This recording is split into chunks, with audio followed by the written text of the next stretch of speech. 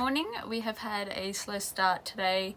We went and got some fuel, we went and did some groceries, we filled up all the water tanks, just one of those chore days, and we've made it to Port Fairy, which is on the South Victorian coast. It's not the Great Ocean Road, it's just past it. It was awarded the most livable community, I think it was in 2012. And as you drive in, on the sign on the left hand side that says Port Fairy, it actually says the most livable community, so they're really holding on to that. We are just parked up near Battery Hill, which is like a historic reserve with a lot of historic artifacts, and it overlooks the beach. And we're really lucky that the weather's cleared up because you can actually see how blue it is. And yeah, it's just a really, really pretty town. Kind of gives me Hamptons vibes, I don't know why, like just it's really green. The house is right on the beach. The houses are kind of like Hampton style. But yeah, it's just like a real cute beachy town. And the plan is to just keep driving along this coastline slowly. We want to slow down a bit and enjoy it and take things a bit slower. I'm gonna go enjoy this beach.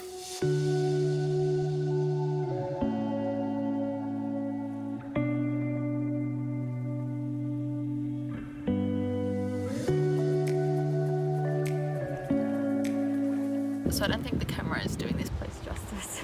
So you're just gonna have to take my word for it that it's really pretty. Ooh! Did you see that? A butterfly. Butterfly came to give you a kiss. But yeah, camera's not doing justice how blue the water is and how pretty it is.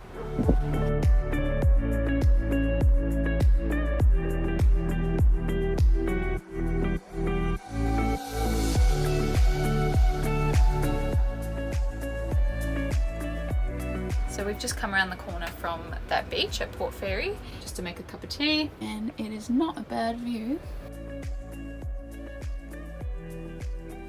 Tell you what, these dishes don't do themselves, that's for sure. Now that we have water, I can't make any more excuses.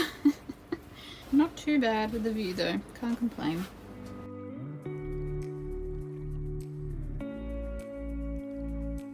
I didn't want to talk before we actually found one, but on Wiki Camps it said that there was another place for spotting koalas. It's literally just in a parking area, a truck stop, and we found one. Hello, Mr. Koala. He's just chilling, eating. Bye, Mr. Koala. Don't know where he went now. For 25 kilometers, continue straight on.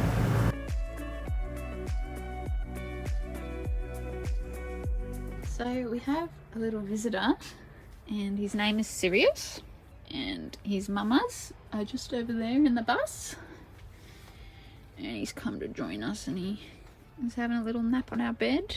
He came in because I was cooking lunch and he smelt it, and he literally just walked in. And you were that tall that you could eat it off the bench top, couldn't you? But yeah, you're a cutie, aren't you? You can stay as long as you like. So I guess you live here now. So you're going to help empty the toilet? What about fill up the water tanks? You going to help do that? No, you're just gonna lay on our bed and sleep? Okay. Okay.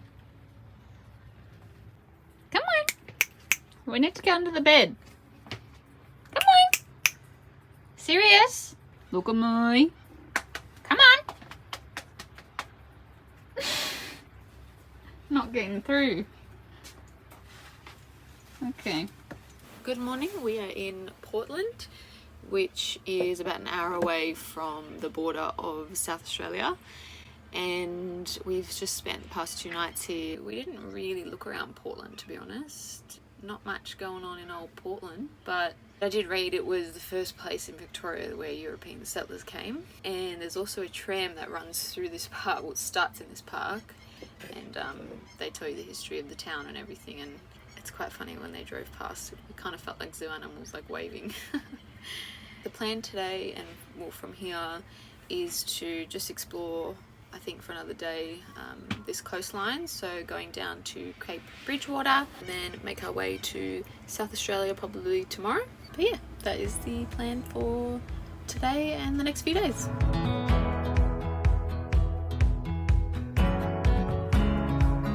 So we've just made it to Cape Bridgewater, and we're going now for a walk. It's about an hour and a half, I think, one way.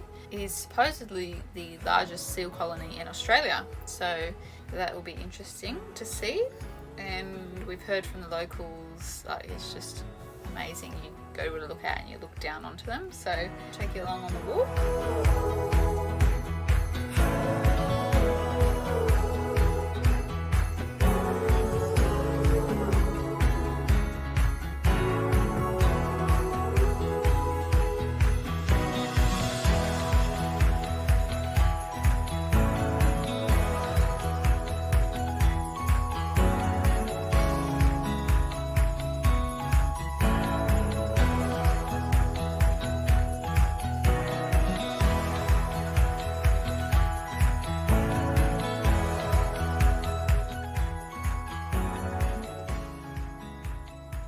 On that sign there, the halfway point sign, it says that you can start to smell the seals now, and I'm kidding you not. I can actually smell them, and it smells like dead fish or something.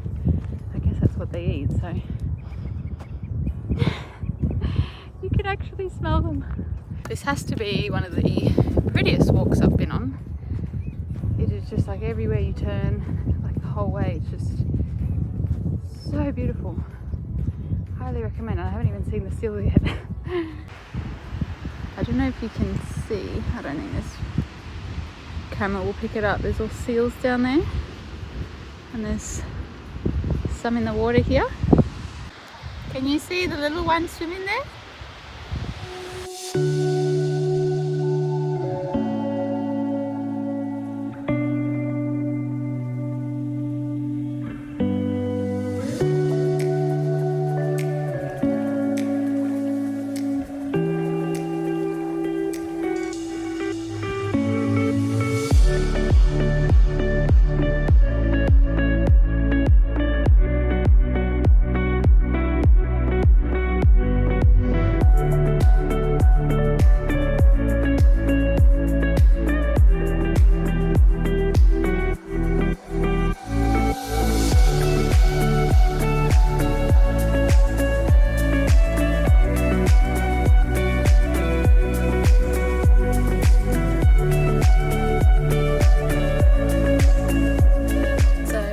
That walk, and on the way back it took us about 40 minutes, like without stopping. On the way there, maybe just over an hour, like obviously stopping, taking photos and whatnot. So it was a really, really nice walk, like probably one of the nicest walks I've ever been on, to be honest. And we saw so much wildlife. We actually saw a snake right on the trail, which scared the out of us. It was like blacky brown in color, so I might research what that was around these areas. But and we also saw rabbits, kangaroos, seals, obviously. There was a lot of flies and a lot of marsh flies, the ones that bite you, which we got bitten quite a bit, so that was a bit annoying, but what can you do? But yeah, really beautiful walk, and the whole time it was just the most amazing views, because obviously we walked all the way to the end of the Cape. So we just saw beautiful views the whole time. We kept saying, oh, I just want to jump in that water. So we literally jumped back in the bus, came down to the beach, jumped in. It was freezing. My whole legs were like numb, but it was so nice and refreshing. And we're going to make our way to our campsite for the night. I think it's like coming up to 3:30 now, so we better hit the road.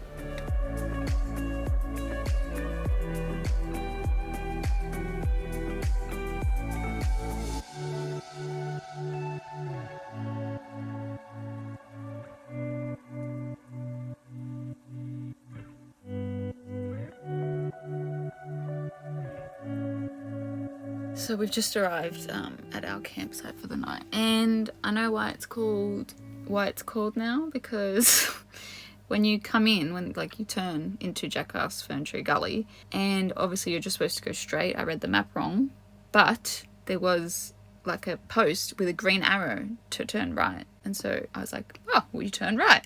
We turned right, and we were just like, oh, this is a bit like the trail wasn't as good. We just had to like dodge a few trees and whatnot, but we're like, it's all right. Obviously we did read on Campermate that the trail in was a bit dodgy, so like, okay, nothing unusual. And then we saw another post, and it was for it to turn left onto another road, and it was like the green arrow again, and I was like, okay, we have to go there. Turn the green arrow, and oh my gosh, it was like scrub. Like we had to do like a literal 50-point turn just to get out of this scrub. and it was just really stressful. And we've done a bit of damage to our bus. We've scratched the side, like a tree scratched the side, and also we put a dent in the bumper bar. All for nothing, like we just went the wrong way. But anyway, it was literally like not even a four-wheel drive truck, it was just like scrubbed. I just genuinely don't know why they would have these green arrows to different trails if like that's not where you're supposed to be going. Anyway, I guess I read the map wrong and we just needed to literally go straight for 50 meters and we arrived here. But no, it is really pretty here, and we'll get the fire going, and I'm sure we'll have a peaceful night's sleep, which we'll need after a stressful journey here.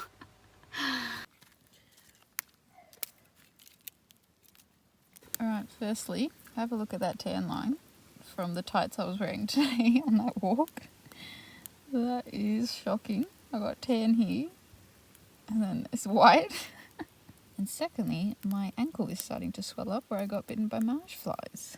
Just when I thought this afternoon couldn't get any worse, it goes and does. I feel like if Bigfoot was true, this is where you would find him.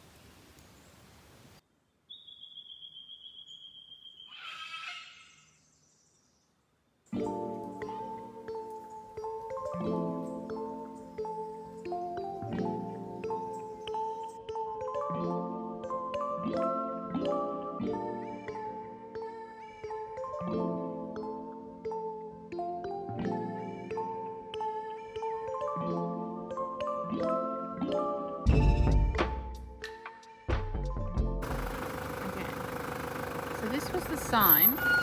Okay, there was two tracks, this one and that one. If you saw an arrow pointing that way, you would go that way, right? Am I wrong in this? Anyway, we went that way. Wrong idea. If you ever come to Jackass Gully, do not follow the green arrows. Oh.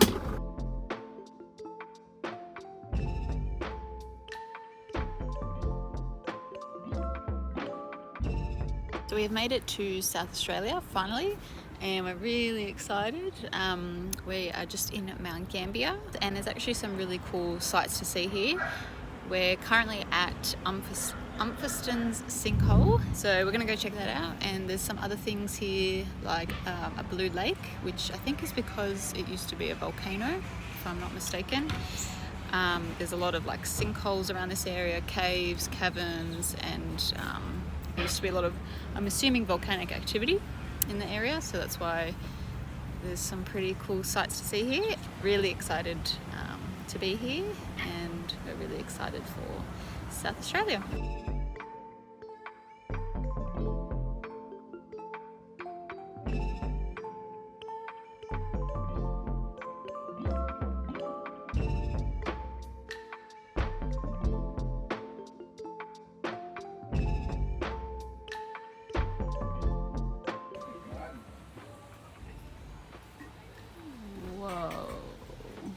So this was a natural sinkhole, obviously, caused by geological events, and James Umfeston, so it's called after the property owner. This was on his property, and he started planting all these trees and flowers, and then he left it for the town's visitors to come and visit. So it's still open to this day. Before the sinkhole happened, supposedly it used to be a lake. Yeah. Wow, this is crazy. I have not seen anything like it.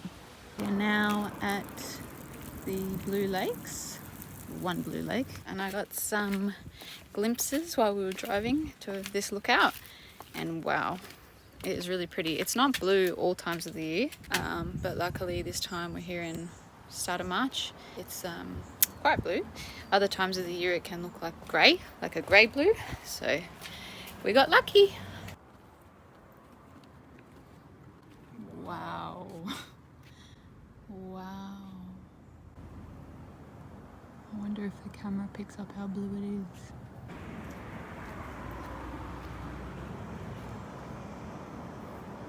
Yes, as I was saying, the blue lake, it changes from that greyish colour to like this vivid blue in around November, so coming into summer, and then usually in late March it changes back. So we got lucky and came here in early March, And this is actually Mount Gambier, the town we're in, and this is actually their water supply. That's why you can't swim in it.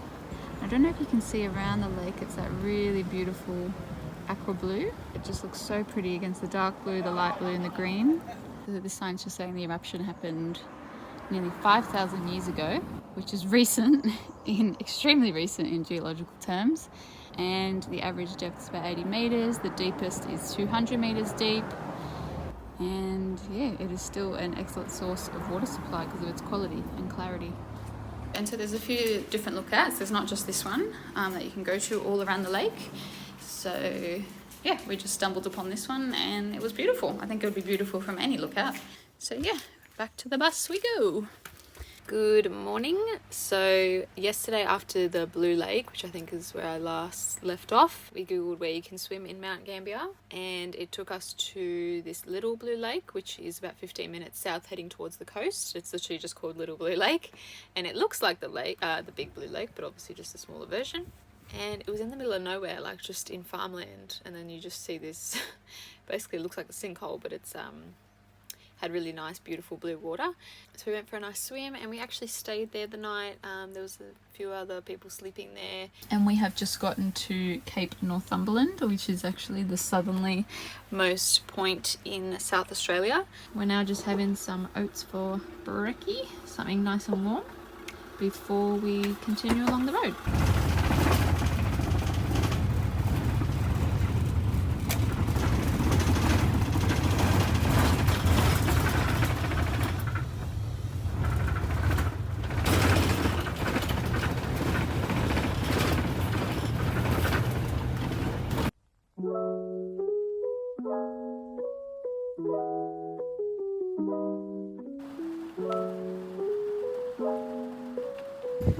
We are in Kingston on the Limestone Coast, and we got the big lobster, another big thing. Of course we had to stop, check it out and take a photo.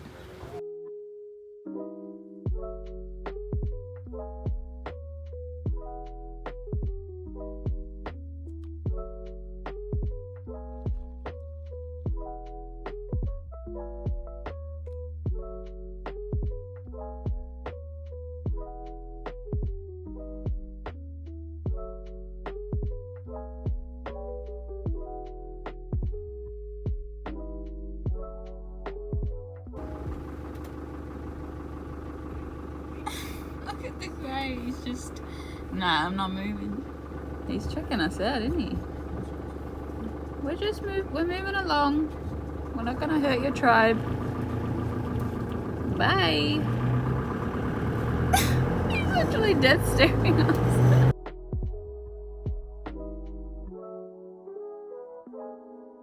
We have just stopped off in Taylor Bend to do some chores. We just emptied the toilet and now we are filling our tanks we just fill it in this inlet here.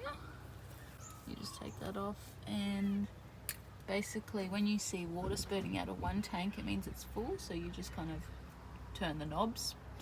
So 3 that we're filling up, 55 litres each.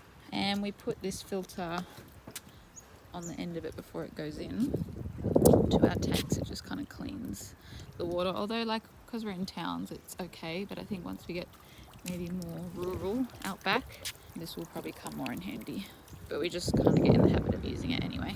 And we also fill up our 20 litre water drum for drinking water, and we also put this filter on as well, even though we have the 3-stage filter. So yeah, we were getting pretty low.